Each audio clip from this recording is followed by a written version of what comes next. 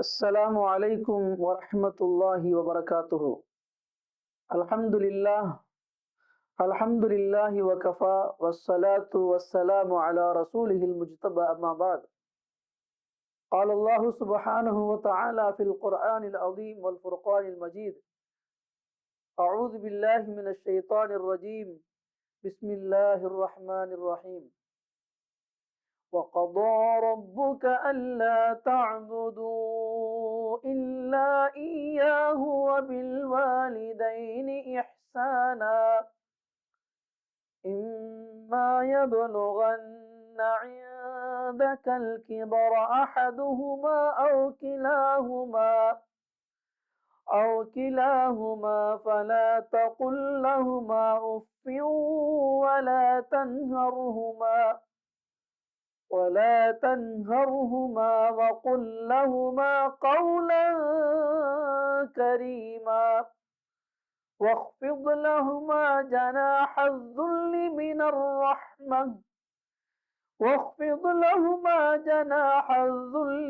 الرحمة وقل رب ارحمهما كما ربياني صغيرا. صدق الله العظيم. புகழும் புகழ்ச்சியும் ஏக வல்லவனாம் அல்லாஹ் ஒருவனுக்கே. சலாத்தும் சலாமும் நமது உயிரினும் மேலான கண்மணி நாயகம் ஸல்லல்லாஹு அலைஹி வஸல்லம் அவர்கள் மீதும், அன்னாரின் வழிவந்த அவர்களின் உம்மத்தினர் மற்றும் புனிதமான இந்த ரமதானில் இந்த காணொளியில் இணைந்திருக்கின்ற நம் அனைவர்கள் மீதும் அல்லாஹுடைய அருளும் அன்பும் நிறைவாக உண்டாவதாக. ஆமீன். கண்ணியத்திற்கும் பெருமதிப்பிற்கும் உரிய அல்லாஹ்வின் நல்லடியார்களே, அல்லாஹ் ஜல்ல ஷானுஹு தஆலா இவ்வுலகில் மனிதர்களுக்கு அழகான வாழ்க்கை நெறிமுறைகளை வழங்கி, குறிப்பாக வணக்க வழிபாடுகளை 2 வகைகளாக பிரித்திருக்கிறார். முதலாவது, அல்லாஹ்விற்கு செய்ய வேண்டிய கடமை, அதை ஹுகூக்குல்லா என்றும், இரண்டாவது மனிதனுக்கு செய்ய வேண்டிய கடமை, அதை ஹுகூக்குல் இபாத் என்றும் சொல்லப்படும். குறிப்பாக இவ்வுலகில் வாழக்கூடிய ஒவ்வொரு முஃமினுக்கும் இந்த 2 வணக்கங்கள் பற்றிய மார்க்க அறிவும் விழிப்புணர்வும் மிகவும் அவசியமான ஒன்று. ஒரு அடியான் அல்லாஹ்விற்கு செய்கின்ற வணக்க வழிபாடுகளில் எப்படிப்பட்ட குறைகள் இருந்தாலும் அல்லாஹ் நாடினால் அதை மன்னிக்கலாம், அல்லது அல்லாஹ் நாடினால் அவனை தண்டிக்கலாம். ஆனால் அடியார்களுக்கு செய்ய வேண்டிய கடமைகளில் குறைபாடும் தவறுகளும் இருக்குமேயானால் அந்த தவறை சம்பந்தப்பட்ட மனிதர் மன்னிக்காதவரை அல்லாஹ் அவனை மன்னிப்பது கிடையாது. அதனால்தான் அல்லாஹும் நாயகம் ஸல்லல்லாஹு அலைஹி வஸல்லம் அவர்களும் மனிதர்களுக்கு செய்ய வேண்டிய கடமைகள், அவர்களோடு நடந்து கொள்ள வேண்டிய முறைகள் பற்றி மிக விரிவாகவும் தெளிவாகவும் போதித்திருக்கிறார்கள். அந்த வகையில் நாம் மனிதர்களுக்கு செய்ய வேண்டிய கடமைகள் என்ன, யாரோடு எவ்வாறு நடந்து கொள்ள வேண்டும் என்பதை ஒவ்வொருவரும் அறிந்து வைத்திருப்பது மிக மிக அவசியமான ஒன்று. அல்லாஹ்வுடைய கடமைக்கு பின் நாம் மனிதர்களுக்கு செய்ய வேண்டிய கடமைகளில் முதலிடத்தை பிடிப்பவர்கள் நம்முடைய பெற்றோர்கள். நாம் மிகவும் பேண வேண்டிய, மிகவும் கவனமாக இருக்க வேண்டிய ஒரு கடமை என்றால் அதுதான் நாம் நம்முடைய பெற்றோர்களுக்கு செய்ய வேண்டிய கடமை. பிள்ளைகள் பெற்றோர்களுக்கு செய்ய வேண்டிய கடமைகளுக்கு அல்லாஹுவும் அவனது தூதர் ஸல்லல்லாஹு அலைஹி வஸல்லம் அவர்களும் அதிக முக்கியத்துவம் கொடுத்தது போன்று வேறு எதற்கும் முக்கியத்துவம் அளிக்கவில்லை. அல்லாஹ் தன் திருமறையில் ஒரு மனிதன் பெற்றோர்களோடு எவ்வாறு நடந்து கொள்ள வேண்டும் என்பதை மிக துல்லியமாகவும் தெளிவாகவும் போதிக்கிறான். இதற்கெல்லாம் காரணம் பெற்றோர்கள் தங்களுடைய பிள்ளைகளுக்காக செய்கின்ற உண்மையான தியாகமும் அவர்கள் மேற்கொள்கின்ற சிரமங்களும் தான். அல்லாஹு தஆலா மனிதனை படைத்து அவனை இவ்வுலகில் கொண்டு வருவதற்காக ஒரு தாயின் கருவறையைத்தான் தேர்ந்தெடுத்தான். ஒரு தாய் தன் குழந்தையை தன் கருவறையில் 9 மாதங்கள் சுமந்து பிறகு அதை பெற்றெடுக்கும் நேரத்தில் அவள் அனுபவிக்கின்ற தாங்க முடியா வேதனை முதல் அந்த குழந்தை தானாக செயல்படும் வரை அந்த குழந்தைக்காக அவள் எடுத்துக்கொள்கின்ற சிரமங்கள், கஷ்டங்கள் அதை வார்த்தைகளால் வர்ணித்து விட முடியாது. அதேபோல் குழந்தையை நல்ல முறையில் பராமரித்து வளர்ப்பதற்காக ஒரு தந்தை தன்னை அர்ப்பணிக்கின்ற விதங்கள் மற்றும் தியாகங்களை ஒருபோதும் கணக்கிட்டு விட முடியாது. இதனால் தான் அல்லாஹ் பெற்றோர்களை தன்னோடு இணைத்து கண்ணியப்படுத்தி இருக்கிறார்.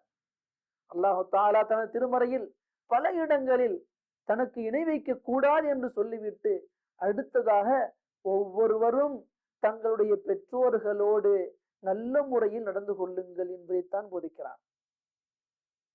சூரத்துல் இஸ்ரா 23 மற்றும் 24வது வசனத்தில் வகதா ரப்புக அல்லா தஅபுது இல்லா இய்யாஹு பில் வாலிதைனி இஹ்சானா, நபியே உம்முடைய இறைவனை தவிர வேறு எவரையும் நீர் வணங்கக்கூடாது, இன்னும் தாய் தந்தையருக்கு உபகாரம் செய்ய வேண்டும், அவர்களோடு நல்ல முறையில் நடந்து கொள்ள வேண்டும் என்று உம்முடைய இறைவன் கட்டளையிடுகிறான். இம்மா யபுலகன்ன இந்தகல் கிபர அஹதுஹுமா அவ் கிலாஹுமா ஃபலா தகுல் லஹுமா உஃபின், அவர்களில் ஒருவரோ அல்லது அவர்கள் இருவருமோ உம்மிடத்தில் இருக்கும்போது முதுமை அடைந்து விட்டால் அவர்களை உஃப் சீ என்று சடைந்து அவர்களுக்கு மனவேதனையை தரும் வார்த்தைகளை சொல்ல வேண்டாம்.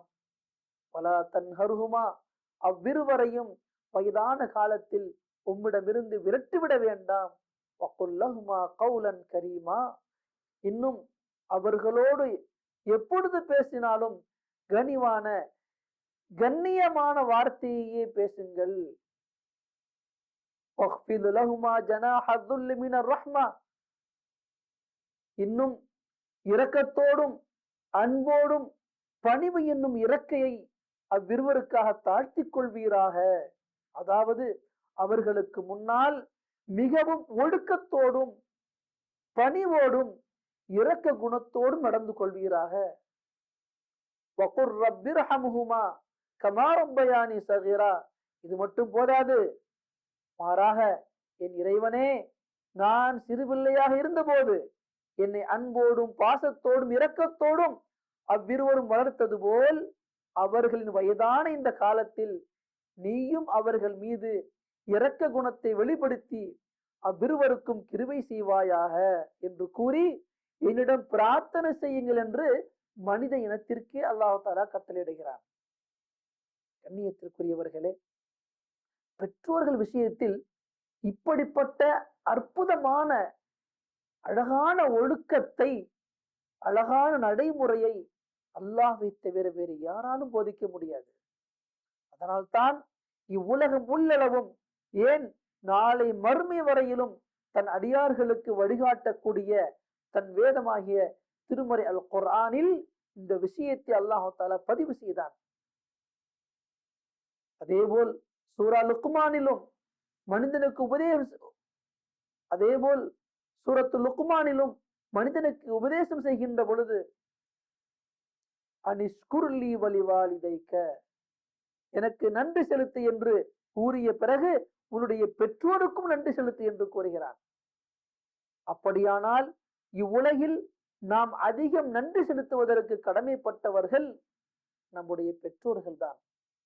இவ்வுலகில் நம்முடைய சகோதரர்கள், நண்பர்கள், சொந்த பந்தங்கள், இன்னும் மற்ற எவர்கள் நமக்கு உதவிகாரம் செய்திருந்தாலும் அவைகளை ஈடு செய்து விடலாம். ஆனால் ஈடே செய்ய முடியாத ஒரு உபகாரம் இருக்கிறது என்றால் அதுதான் நாம் நம்முடைய பெற்றோர்களுக்கு செய்ய வேண்டிய உபகாரங்கள்.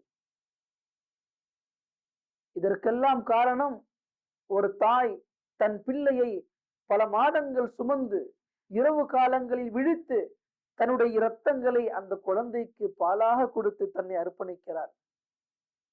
அதேபோல் தந்தை அவர்கள் நலனுக்காக தன்னுடைய எல்லா இன்பங்களையும் இழந்து குழந்தை பிறந்தது முதல் அந்த குழந்தையை எவ்வாறு உருவாக்க வேண்டும், எப்படி வளர்க்க வேண்டும், அதனுடைய தேவைகளை எவ்வாறு பூர்த்தி செய்ய வேண்டும் என்று ஒவ்வொரு நாளும் சிந்தித்து சிந்தித்து சில நேரம் குடும்பத்தை பிரிந்து, ஊரை விட்டு பிரிந்து, நாட்டை பிரிந்து, தன்னுடைய சுகங்களை எல்லாம் இழந்து அவர்களின் நலனுக்காக உழைக்கிறார். தன்னுடைய இளமை அனைத்தையும் தன் குடும்பத்திற்காக இரவு பகலாக உழைத்து தன்னை அர்ப்பணிக்க. அதனால்தான் உலகில் வாழக்கூடிய ஒவ்வொரு பிள்ளைகளும் உபகாரத்தில் தன் தாயை முற்படுத்த வேண்டும், மரியாதையில் தன் தந்தையை முற்படுத்த வேண்டும் என்று சொல்லப்பட்டது. தாய் அழைத்தால் உடனே பதில் கொடுக்க வேண்டும். எவர்கள் தன் தாயின் அழைப்புக்கு பதில் கொடுக்கவில்லையோ அவர்கள் இவ்வுலகில் கைசேதப்படுவார்கள். சில நேரம் இழிவையும் சந்திப்பார்கள். அவர்கள் எப்படிப்பட்ட வணக்கசாலிகளாக இருந்தாலும் சரியே. கூறிய நபி ஸல்லல்லாஹு அலைஹி வஸல்லம் அவர்கள் கூறிய ஒரு வரலாற்றை இமாம் முஸ்லிம் ரஹ்மஹுல்லா அவர்கள் தனது கிரந்தத்தில் பதிவு செய்கிறார்கள். முந்தைய காலத்தில் பனு இஸ்ராயல் சமுதாயத்தை சார்ந்த ஜுரைஜ் என்ற பெயருடைய மிகப்பெரிய ஒரு வணக்கசாலி எந்நேரமும் வணக்க வழிபாடுகளிலேயே இருப்பார். அல்லாஹ்வை வணங்குவதற்காக வேண்டி ஒரு ஆசிரமத்தை கட்டி அதில் இருந்து கொண்டு வணக்க வழிபாடுகளை செய்து வந்தார். ஒரு முறை அவர் தொழுது கொண்டிருந்த போது அவருடைய தாயார் அங்கு வந்து ஜுரைஜே என்று அழைத்தார். தனது தாயின் அழைப்பை கேட்ட ஜுரைஜ், என் இரட்சகனே, என் தாயா அல்லது எனது தொழுகையா, அதாவது என் தாய்க்கு பதிலளிப்பதா அல்லது தொழுகையை தொடர்வதா என்று மனத்துக்குள் வினவிக்கொண்டு இறைவன்தான் முக்கியம் என கருதி தொழுகையில் கவனம் செலுத்தினார். தாய்க்கு பதில் தரவில்லை. அவருடைய தாயின் அழைப்பிற்கு முக்கியத்துவம் கொடுக்கவில்லை. ஆகவே அவருடைய தாயார் கோபித்துக் கொண்டு அங்கிருந்து திரும்பி சென்று விட்டார். மறுநாளும் அவர் தொழுது கொண்டிருந்த போது அவருடைய தாயார் அங்கு வந்து ஜுரைஜே என்று அழைத்தார்.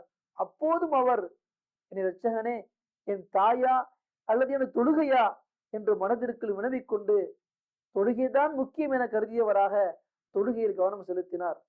ஆகவே இந்த இரண்டாம் முறையும் ஜுரைஜின் இந்த செயலை கண்டு கோபித்துக் கொண்ட அவரது தாயார்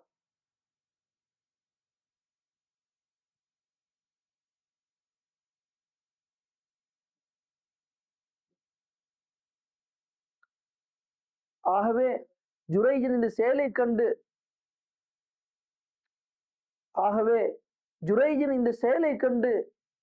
கோபித்துக் கொண்ட அவரது தாயார் இரண்டாம் நாளும் அங்கிருந்து திரும்பி சென்று விட்டார். மூன்றாவது நாளும் அவருடைய தாயார் வந்தார். அப்போதும் அவர் தொழுது கொண்டிருந்தார். அவர் ஜுரைஜே என்று அழைத்த போது ஜுரைஜ் அவர்கள் என் தாயை விட என் இறைவன்தான் முக்கியம் என கருதி தொழுகையிலேயே கவனம் செலுத்தினார்.